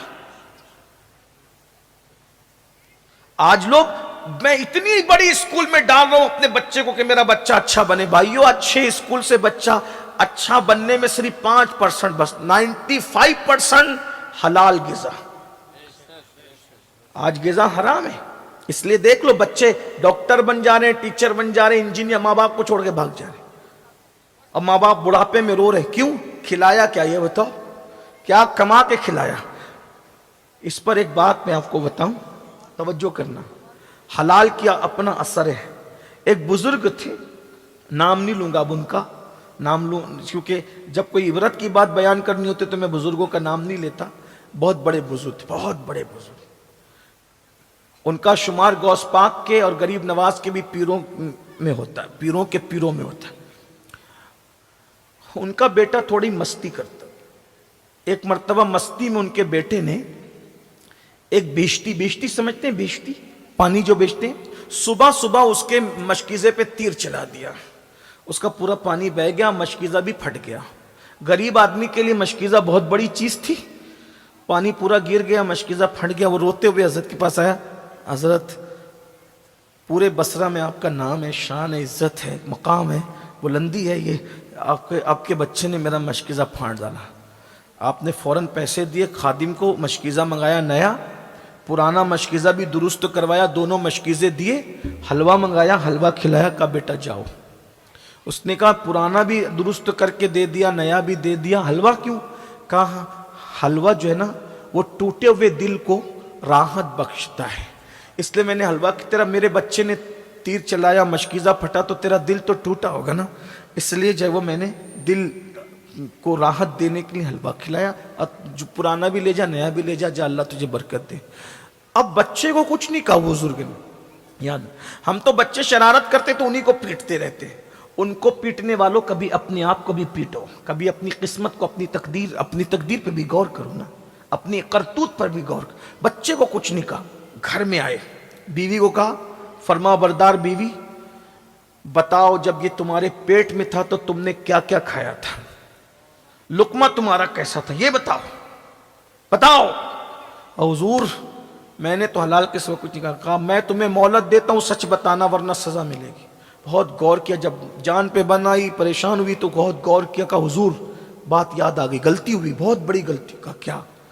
کہا بصرہ سے کچھ تاجر جا رہے تھے، ان لوگوں نے سوچا کہ ہم اپنا مال کہیں اور رکھیں گے تو لوگ خیانت کریں گے، تو انہوں نے کیا کیا، اپنا سامان اپنے گھر میں رکھا، اور اس سامان کے اندر انگور کا ٹوکرا تھا، اور یہ بچہ میرے پیٹ میں تھا. تو انگور کی خوشبو اتنی آ رہی تھی، میرا دل چاہ رہا تھا کہ انگور کھاؤں، اور آدھی رات ہو چکی تھی، اجازت لے نہیں سکتی تھی. اگر بغیر اجازت انگور کھاتی تو حرام ہوتا. تو میں نے کیا کیا، لذت بھی مل جائے، چوری بھی نہ ہو، تو میں نے سوئی لی، اور سوئی لے کر انگور میں چبویا، اور سوئی کے ناکے پر جو پانی آیا انگور کا، وہ میں نے چوس کر اس کی لذت لے لی. کہا یہ اسی کی نحوست ہے کہ تو نے اتنا حرام کھایا نا، یہ بیٹا اسی لیے بدماش اور شرارتی پیدا ہوا. اتنے بڑے ولی کی بیوی اگر انگور کا رس سوئی کے ناکے پہ انگور کا رس کتنا آتا ہے، جب وہ چوس لے تو حال یہ ہوتا ہے کہ بچہ بدماش اور شرارتی پیدا ہوتا ہے. جو قرضہ لے کر کھا رہے ہیں، ادا نہیں کر رہے ہیں، پورا ہڑپ کر جا رہے ہیں، بھائیوں کا حصہ نہیں دے رہے ہیں، بہنوں کا حصہ دبا لے رہے ہیں، موبائل چوری کر کے کھا رہے ہیں، سود کے پیسے کھا رہے ہیں، حرام کے پیسے کھا رہے ہیں، دادا گیری کر کے بھتہ وصول کر رہے ہیں، ان کی اولادوں کا کیا ہوگا؟ اگر اپنی نسلوں کو بگاڑنے سے بچنا ہے، حلال. جس وقت مخدوم اشرف جہانگیر سمنانی ہمارے مرشد ماں کے پیٹ میں آئے اور پورے محل میں خوشیوں کی شہنائی بجنی شروع ہوئی کہ ملکہ کو خوشی دکھائی اللہ نے، برسوں بعد بچہ ماں کے پیٹ میں آیا تو مخدوم اشرف کے والد بزرگوار سید ابراہیم نور بخشی اپنی بہن کو بلا کر کہتے ہیں بہن دیکھو اب میری بیوی کا تم خیال کرنا، کوئی حرام لقمہ اس کے منہ تک نہیں جانا چاہیے ورنہ بیٹا نیک نہ بن سکے. توجہ کریں، یہ بزرگوں کی. آج لوگ کہتے ہیں اللہ والے کیوں نہیں ہیں؟ میں نے کہا نماز ہے، روزہ ہے، حج ہے، زکوٰۃ ہے، تلاوت ہے، سب ہے، پھر اللہ والے کیوں نہیں؟ تو یاد رکھیے نماز تو ہے مگر پیٹ میں حلال نہیں، روزہ تو ہے مگر پیٹ میں حلال نہیں ہے، داڑھی تو ہے مگر پیٹ میں حلال نہیں۔ دیکھ لو چیک کر کے اپنا لقمہ کتنا حرام کھا رہے ہو۔ تو فرمایا آواز آئی، یہ قسمیں کھاتا تھا اور حرام کھاتا۔ پھر بولا وہ میں وہاں سے بھاگا، پھر میں نے تیسری قبر کھودی۔ تو جب میں تیسری قبر پر پہنچا تو میں نے کیا دیکھا، ایک بندہ ایک گدی سے اس کی زبان باہر نکلی ہوئی ہے کتے کی طرح، اور اس کے پورے جسم میں آگ کی کیل ٹھوکی ہوئی ہے، کتے کی طرح زبان لٹکی ہے اور آگ کی کیلیں اس کے جسم میں ٹھوکی ہوئی ہے۔ یہ منظر دیکھ کر کے جیسے میں بھاگنے لگا تو غیب سے آواز آئی، یہ نہیں پوچھے گا کہ یہ کون تھا، اس میں بھی دو گناہ تھے۔ یہ لوگوں کی غیبت کرتا تھا، چغلی کرتا تھا، اور دو لوگوں کے درمیان لڑائی لگاتا تھا، جھگڑا لگاتا تھا، اس لیے کتے کی طرح اس کی زبان لٹک گئی اور اس کے پورے جسم میں جہنم کی آگ کی کیلیں ٹھوک دی گئی۔ یہ قبر ہے۔ آج بھی لوگ غیبت کرتے ہیں، غیبت مطلب اس کے پیچھے اس کی برائی، اس کے پیچھے اس کی برائی، اور فرمایا الغیبت اشد من الزنا، کہ زنا سے بڑھ کر غیبت ہے، زنا سے برا کام غیبت ہے۔ اللہ اکبر۔ اور چگلی ادھر کی ادھر، ادھر کی ادھر۔ ایک مرتبہ امام اعظم ابو حنیفہ سے کسی نے کہا، ایک معتبر ذرائع سے بات مجھے پتا چلی کہ فلاں نے آپ کے بارے میں ایسا کہا، تو امام اعظم نے ہنس کے کہا، مجھے حیرت ہو رہی ہے اتنے بڑے عالم ہو، غیبت کرنے والے دنیا میں کب سے معتبر ہو گئے؟ دنیا میں غیبت، کیونکہ جس نے غیبت کی نا تو پھر وہ معتبر ذرائع کیسے ہو گئے؟ اگر آج غیبت اور چگلی ختم ہو جائے، ہمارے گھر کے، محلے کے، ملک کے 90% جھگڑے ختم ہو جائیں گے۔ امام اعظم فرمایا کرتے تھے، مجھے امید ہے اللہ مجھے بخش دے گا، کا وجہ کہا کہ میں نے پوری زندگی میں کبھی کسی کی غیبت نہیں کی۔ آج ہم غیبت میں مبتلا ہیں، چگلی میں مبتلا ہیں، لڑا رہے ہیں، جھگڑا رہے ہیں، بھائی بھائی میں لڑائی لگا رہے ہیں، اور اسی طریقے سے جو ہے وہ محلے محلے میں لڑائی لگا رہے ہیں، پیر و مرشد میں اور مریدوں میں لڑائی لگا رہے ہیں، اسی طریقے سے پڑوسی پڑوسی میں لڑائی لگا رہے ہیں، ننند بھاوج میں لڑائی لگا رہے ہیں، ساس بہو میں جھگڑا لگا رہے ہیں، اسی طریقے سے دیورانی جٹھانی میں جھگڑا یاد رہو کتے کی طرح زبان لٹکے گی قبر کے اندر اور جسم میں کیلیں ٹھوکی جائے گی۔ اس پہ میں اب زیادہ نہیں کہتا، چونکہ وقت بھی میرا پورا ہو رہا ہے اور بہت لمبی گفتگو میں نہ کرتے کرتے کر چکا۔ آخری میں 2 باتیں اور سن لیں، لیکن یہ بات میں آپ کو کہہ دوں، غیبت اور چگلی سے بچو۔ چگلی، مجھے یہاں ایک پیارا واقعہ یاد آیا امام غزالی کا۔ امام غزالی سورہ یوسف کی تفسیر میں لکھتے ہیں کہ یوسف علیہ السلام کے بھائیوں نے، بہنیں دھیان سے سنیں، آپ سب بھی سنیں، ہائے اچھے سے سن رہے ہو اور سنو اچھے سے۔ عورتیں غیبت چگلی زیادہ کرتی، عورتوں کا حال یہ، ہنسنے کی کوئی بات نہیں، یہ کسی دل جلے کی فریاد ہے۔ 4-6 ملے گی، اس کی خوب برائی کرے گی، اور آخری میں ہٹتے ہٹتے کہے گی اللہ توبہ استغفر اللہ۔ جان دو بھائی، اس کی اعمال اس کے ساتھ، اپنے اعمال اپنے ساتھ، اپنے تو کسی کی غیبت نہیں کرتے، تو اب تک کیا کر رہی تھی؟ بعض عورتیں تو کہتی اللہ توبہ میری بہن، میں غیبت کرنے کے لیے نہیں کہہ رہی ہوں، میں تو بتانے کے لیے کروں، ارے یہی تو غیبت ہے۔ ایسی رابعہ بصری بنتی ہے گناہ کرنے کے بعد بھی کہ جس کی کوئی حد نہیں۔ اللہ کی پناہ، عورتوں کو دین سیکھنے کی ضرورت زیادہ۔ ایک عورت اگر دین سیکھ لے، 4 مردوں کے لیے جنت میں جانے کا ذریعہ بن جائے۔ عورت دین سیکھ لے، باپ کو سنوار سکتی ہے، بھائی کو سنوار سکتی ہے، بیٹے کو سنوار سکتی ہے، شوہر کو سنوار سکتی ہے۔ اور ہمارے یہاں سب سے زیادہ کمزوری دین کے معاملے میں عورتوں میں ہے۔ بہرحال تو یوسف علیہ السلام کے بھائیوں نے یوسف علیہ السلام کو بہت مارا پیٹا اور کنویں میں ڈال دیا، اور بکری کے بچے کو ذبح کیا اور اس کے خون میں کرتا لت پت کر کے لے کر آئے، اور ساتھ میں ایک بھیڑیا بھی پکڑ لیا۔ بولے ابا بھائی کو بھیڑیا کھا گیا، اور یہی کمبخت بھیڑیا تھا، اس نے کھایا۔ حضرت یوسف علیہ السلام کا کرتا حضرت یعقوب علیہ السلام نے دیکھا تو آپ روتے روتے ہنس پڑے، کہنے لگے کتنا ہوشیار تھا نا وہ بھیڑیا کہ پورا یوسف کھا گیا اور کرتا بھی نہیں پھٹا۔ انسان کو کھائے گا تو پہلے کرتا پھٹے گا نا، کرتا صحیح سلامت ہے۔ اور وہ روتے ہوئے آئے، ہم نہ تھے، ہم نہ تھے، ہم نہ تھے۔ اسی لیے امام غزالی کہتے ہر رونے والے پر اعتماد مت کرنا، کیونکہ یوسف علیہ السلام کے بھائی بھی روتے ہوئے ہی آئے تھے۔ آپ کہیں گے کیا رونا برا ہے؟ میں نے کہا برا نہیں ہے، رونا برا نہیں ہے۔ رو یعقوب بھی رہے تھے اور رو بھائی بھی رہے تھے، دونوں کے رونے میں کیا فرق تھا؟ یعقوب کو محبت یوسف رلا رہی تھی اور بھائیوں کو رونا نہیں آ رہا تھا، وہ رونے کی ایکٹنگ کر رہے تھے۔ تو محرم میں بھی دو لوگ روتے ہیں، ایک طبقہ رونے کی ایکٹنگ کرتا ہے اور ایک طبقہ محبت حسین میں روتا ہے۔ تو محبت حسین میں رونا عبادت ہے، لیکن ہم نہ تھے کی ایکٹنگ کرنا یہ خیانت ہے۔ ایک بات یاد رکھنا، اس لیے ہر ایک کے رونے پر پگھلنے کی ضرورت نہیں ہے۔ بھائی آئے تھے روتے ہوئے، بہرحال تو حضرت یعقوب علیہ السلام نے کہا بھیڑیا کھا گیا، ہاں یہ بھیڑیا ہے، دیکھو یہ اسی نے کھایا۔ آپ نے روتے ہوئے کہا او بھیڑیے، میرے اتنے خوبصورت لال کو تو کیسے کھا گیا؟ تو بھیڑیے نے، حضرت یعقوب پیغمبر تھے، نبی تھے نا، ان سے بات کی، اللہ کے نبی میں بھیڑیا ضرور ہوں، لیکن میں نے آپ کے بیٹے یوسف کو نہیں کھایا، کیونکہ مجھے معلوم ہے وہ اللہ کا نبی ہے، اور اللہ کے نبی کو کھانا جانوروں پر حرام ہے۔ جانور اللہ کے نبی کو نہیں کھا سکتا، مٹی اللہ کے نبی کو نہیں کھا سکتی، جانور اللہ کے نبی کو نقصان نہیں پہنچا سکتے، تو اس لیے وہ تو نبی ہے، صدیق ہے، میں کیسے کھا سکتا ہوں؟ میں نے نہیں کھایا۔ کہا پھر کیا ہوا؟ کہا جو ہوا میری آنکھوں کے سامنے، میں نے سب دیکھا۔ کہا بتا کیا ہوا؟ میں نہیں بتاؤں گا۔ بھائی لوگ تو نہیں سن رہے تھے نا یہ سب بات، کیونکہ نبی تھے یعقوب علیہ السلام۔ حضرت امام غزالی لکھتے ہیں یعقوب علیہ السلام نے کہا جب تیری آنکھ کے سامنے ہوتا کیوں بتاتا نہیں؟ کہا اس لیے نہیں بتاتا کہ یہ چگلی ہو جائے گی، اور چگلی اللہ کو پسند نہیں ہے۔ میں بھیڑیا ضرور ہوں مگر چگل خور نہیں ہوں۔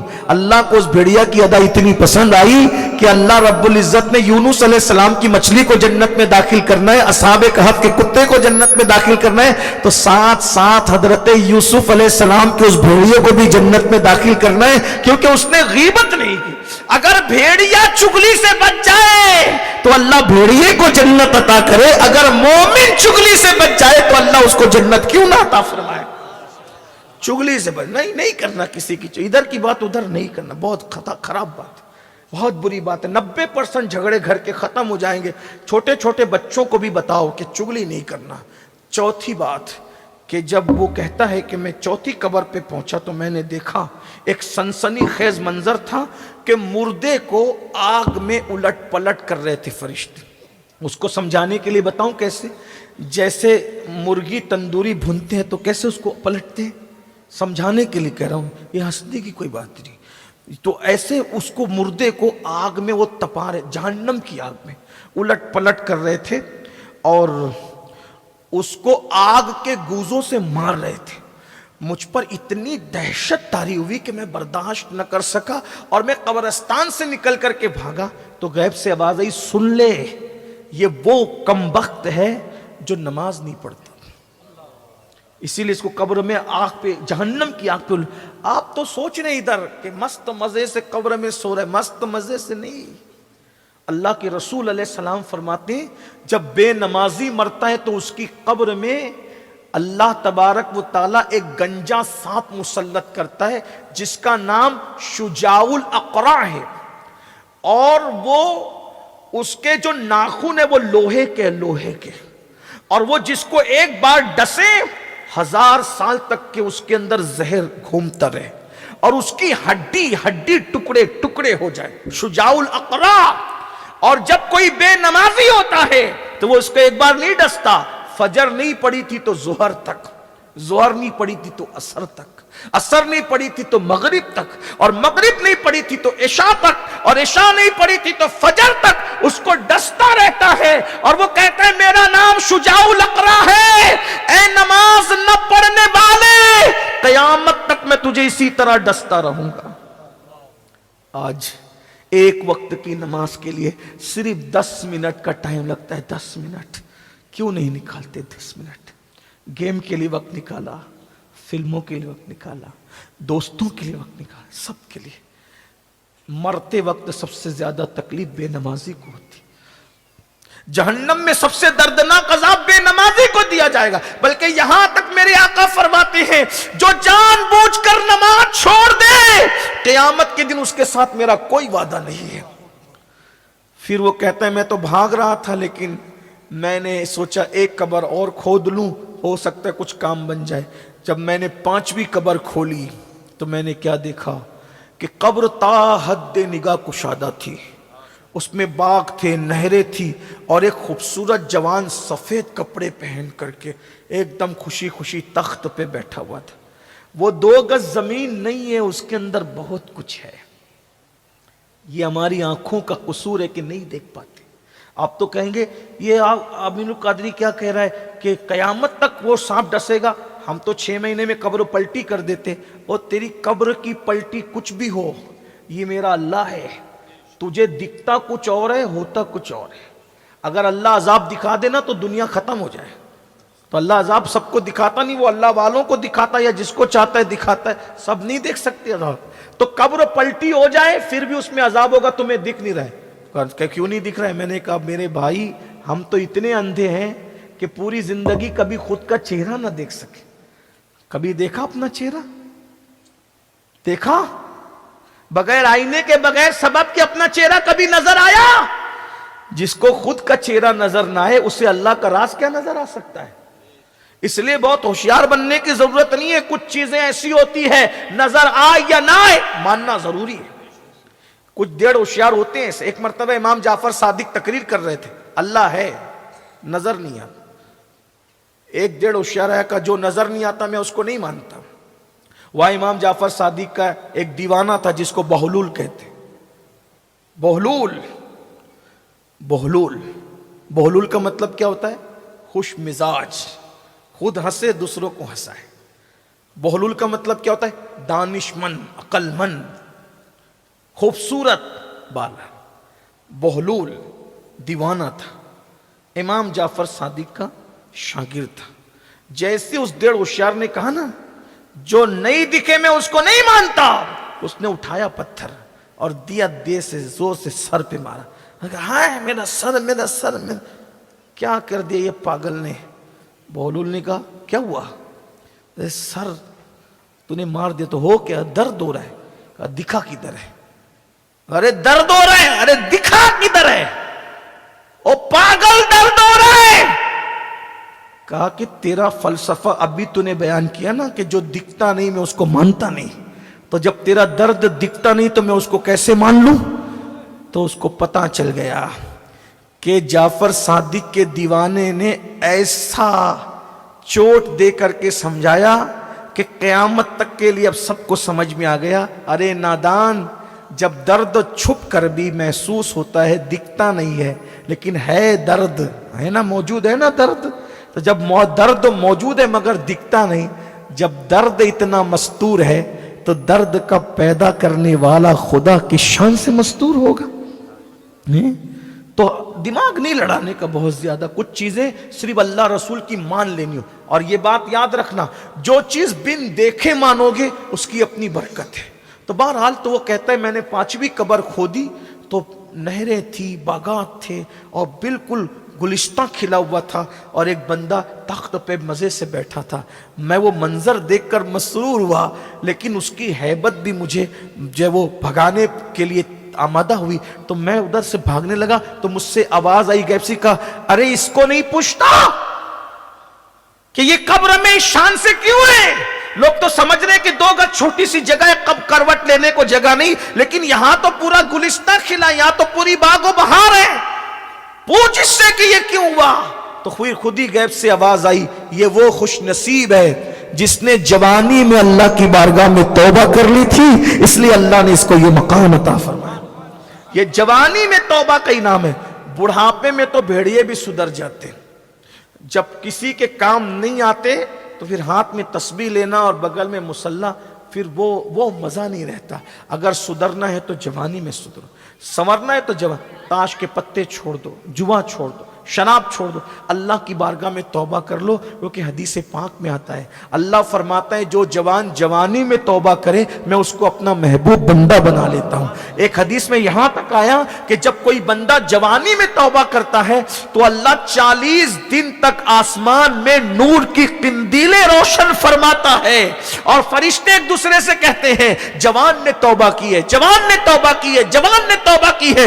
اس خوشی میں نور کی قندیلیں روشن کی گئی ہے۔ اور ایک بات یہ بھی یاد رکھنا، جوانی کی توبہ اللہ کا مقبول بندہ بنا دیتی ہے۔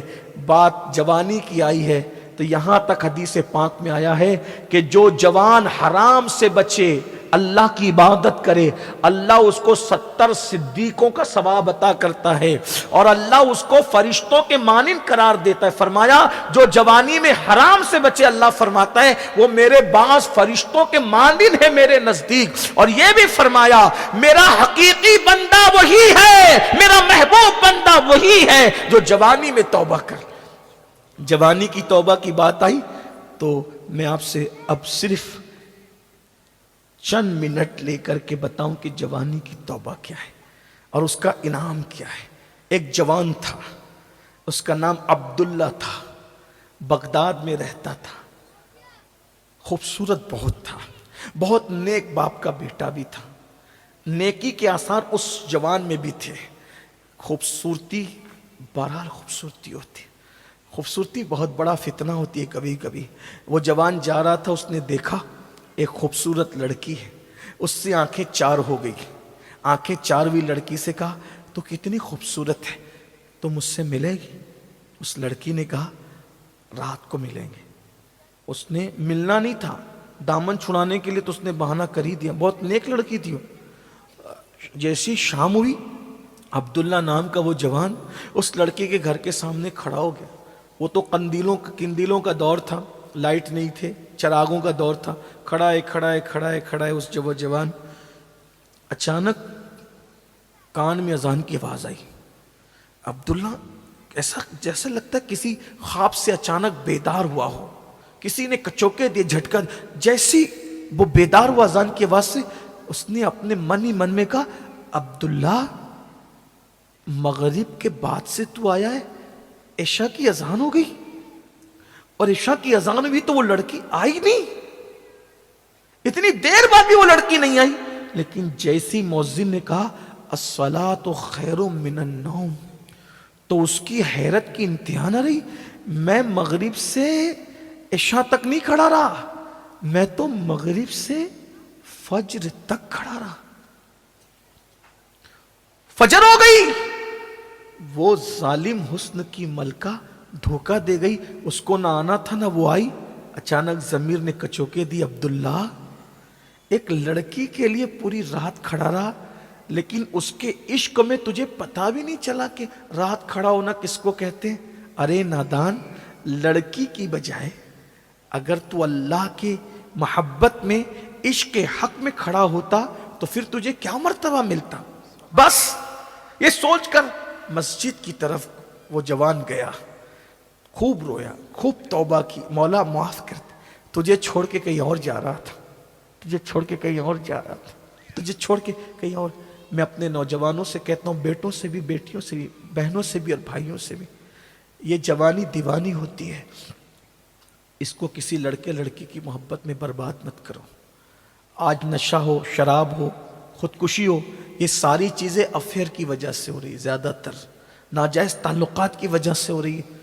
یاد رکھنا، اگر دل ہی لگانا ہے تو اس سے کیوں دل نہیں لگاتے جو اللہ کا محبوب ہے؟ دھوکے بازوں سے کیوں دل لگاتے؟ کیوں کسی کے چکر میں ہو؟ اسلام اس کی اجازت نہیں دیتا۔ وہ نوجوان خوب رویا، خوب رویا، خوب توبہ کی، نماز پڑھی، سورج نکل آیا، اشراق پڑھی، خوب رویا، اللہ کو منایا، چاشت پڑھی، مولا اب کبھی نہیں جاؤں گا اس طرف، گناہ کی طرف نہیں جاؤں گا، برائی کی طرف نہیں جاؤں گا۔ چاشت کے بعد جب سورج چڑھ گیا تو عبداللہ اپنے گھر کی طرف جانے لگا، تو عبداللہ نے کیا دیکھا کہ سر پر بادل سایہ کر رہے۔ مسجد سے بڑے میاں بھی نکلے تھے، تو بڑے میاں کو عبداللہ نے کہا اللہ والے، اے اللہ والے۔ بڑے میاں نے عبداللہ کو کہا اللہ والے، تو کتنا اللہ والے، تیرے سر پہ بادل سگا۔ بابا رات کیسے گزری وہ تو ہم جانتے ہیں، ہم کوئی اللہ والے نہیں ہیں اس اعتبار سے جس اعتبار سے آپ کہہ رہے ہیں، ہم کوئی اللہ کے مقرب نہیں ہیں اس اعتبار سے جس کو اللہ والا کہا جاتا ہے، ہم تو گنہگار ہیں، رات کیسے گزری ہم جانتے ہیں، آپ اللہ والے ہیں بابا۔ بڑے میاں خوش ہو گئے، لیکن جب دونوں کا رستہ بدلا تو بادل کا سایہ عبداللہ کے سر پہ تھا، بڑے میاں کے سر پہ نہیں تھا۔ بعد عبداللہ رو پڑے، روتے کا مولا میں نے توبہ کی تو تو نے میری کتنی عزت بڑھائی کہ بادل میرے سر پہ سایہ کرتا ہے، اب کبھی برائی کی طرف نہیں جاؤں گا، نیک بنوں گا، پوری زندگی تیری راہ میں گزار دوں گا، اور جب نیک ہی بن رہا ہوں تو عالم بن جاؤں، مفتی بن جاؤں، فقیہ بن جاؤں، کوئی اچھا استاد تلاش کر لوں۔ استاد ڈھونڈنے نکلے، نصیبے نے یاوری کی، اور وہ عبداللہ استاد ڈھونڈتے ڈھونڈتے اس کے دروازے پہ پہنچ گئے جسے دنیا امام الائمہ، سراج الامہ، کاشف الغمہ، کروڑوں اربوں خربوں حنفیوں کے امام اعظم ابو حنیفہ کی شاگردی نصیب ہو گئی۔ اور وہ عبداللہ نے اتنا پڑھا کہ اس عبداللہ کو علم حدیث کی وجہ سے لوگوں نے امیر المومنین فی الحدیث کا، فقہ اتنا پڑھا، امام الفقہا کہا، تصوف اتنا پڑھا، شیخ المشائخ کہا، اور اسی عبداللہ کو دنیا عبداللہ ابن مبارک کے نام سے جانتی ہے۔ امام اعظم کہا کرتے تھے اگر قیامت میں اللہ مجھ سے پوچھے گا اے نعمان میرے لیے کیا تحفہ لایا ہے تو میں عبداللہ ابن مبارک کو پیش کر دوں گا، اسی کے ذریعے میری مغفرت ہو جائے گی۔ دیکھو جوانی کی توبہ نے کہاں تک پہنچایا۔ امام بخاری کے دادا استاد ہیں یہ عبداللہ ابن مبارک، امام اعظم کے شاگرد ہیں یہ، صوفیہ کے بھی استاد ہیں یہ وہ بزرگ ہیں۔ فضیل بن عیاض کا نام سنتے ہیں، اللہ اکبر، ان کے بھی استاد عبداللہ ابن مبارک۔ تو یاد رکھیے جوانی میں توبہ کرو گے اس کا انعام یہ ملے گا۔ بڑھاپے میں ٹھیک ہے توبہ، میں کسی کو مایوس نہیں کرتا، لیکن جوانی میں نیکی کے جذبات بھی جوان ہوتے ہیں، برائیوں کے جذبات بھی جوان ہوتے ہیں۔ آؤ سب مل کے توبہ کریں اللہ کی بارگاہ میں۔ توبہ کرتے ہو؟ پہلے بتاؤ کون کون توبہ کرتے ہیں، ہاتھ اٹھاؤ۔ سب کر ایسے نہیں، اچھے سے اٹھاؤ۔ اچھے کام کے لیے ہاتھ اٹھانا اچھی بات ہے، سب اٹھائے رکھو نا بھائی، زبردستی نہیں ہے، جسے کرنا ہے وہی۔ جو توبہ کرتا ہے وہ اللہ والا بن جائے، اللہ کا محبوب بن جائے۔ مردوں کو کہا تھا لیکن عورتوں کے جذبات کتنے ہیں دیکھیے کہ خواتین نے بھی اٹھایا، اللہ ان کے بھی ہاتھ اٹھانے کی لازم۔ بولو آج سے توبہ کرتے ہو؟ نماز چھوٹے گی آج سے؟ بولو نماز چھوڑو گے؟ نہیں چھوڑو گے نا انشاءاللہ؟ اٹھا کے رکھیں آج، ذرا ہم بھی دیکھیں فرشتوں گواہ بنائیں۔ نماز چھوٹے گی آج سے؟ جو عشاء پڑھ کے نہیں ہے پہلے عشاء پڑھیں گے، فجر بھی پڑھیں گے انشاءاللہ، حرام سے بھی بچیں گے، غیبت چگلی سے بھی بچیں گے۔ بولیے استغفر اللہ ربی من کل ذنب واتوب الیہ وما علینا الا البلاغ۔ السلام علیکم۔